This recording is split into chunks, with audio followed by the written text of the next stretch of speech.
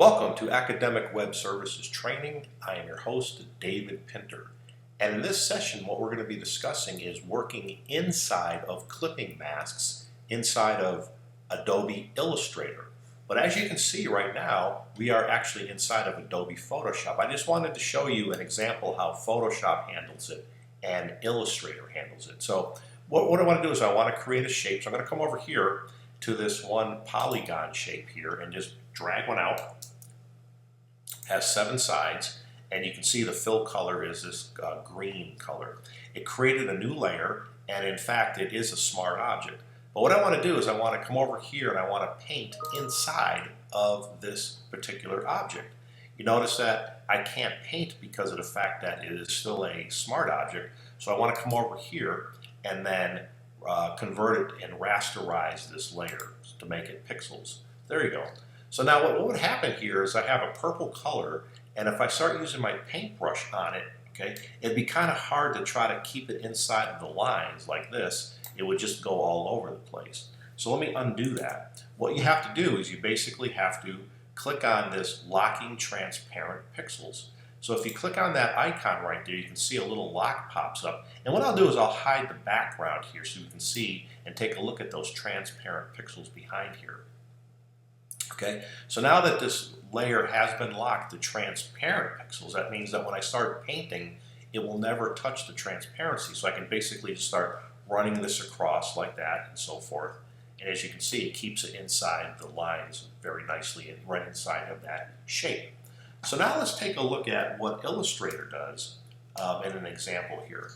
So what I've created here is an example of a bridge. But what I want to do is I want to put in those thick cables starting at this angle here, and I want to end it on an angle here. Just a bunch of lines that gradually angle to one to another over here. Okay, so this basically is one shape. So the way that I would probably do this is I'd go over to the pen tool, okay, and let me change the color right here, and I'll change it to more or less an orange color so we can see it a little better. Okay, and what I want to do is I want to basically just click here. Okay, and just draw out the shape that's inside here, because we have to have a shape that we're going to be basically turning it into a clipping mask. So I'll go like that, and then come down here like this, and then pull this down a little bit. And then I can just use my arrow, my direct selection tool, and then just guide this to about approximately the area that I want. And that looks pretty good. So what I want to do next here is I want to select this object that I just created. And now notice down here at the bottom in the toolbar, you'll notice that there's one that says Draw Inside. Okay, so when I actually click that little button right there, a little dotted frame comes up around the shape. So now that is what is active. So what I can do now is I can come over here and take another tool, like for instance this line tool, and I want to basically, this would be the cable going at this particular angle, starting at that angle. And what I'll do is I'll change that color right there to white. And I'll thicken it up a little bit, make it a little bit thicker so we can see it. There. Now what normally would happen is I would be using the Pathfinder tool and then selecting the objects, and then it would clip off the other areas outside of this area. Then you'd have to delete them off, all of them off. But what I want to do is I want to try a different little trick. I'm going to draw another line over here, like this, okay, at this angle now, okay? And I want to be able to have them all gradually move into this angle. So what I'm going to do is I'm going to go over here to the blend tool. I'm going to double click it, okay? And then in here it has specified steps, okay, smooth color, and specified distance.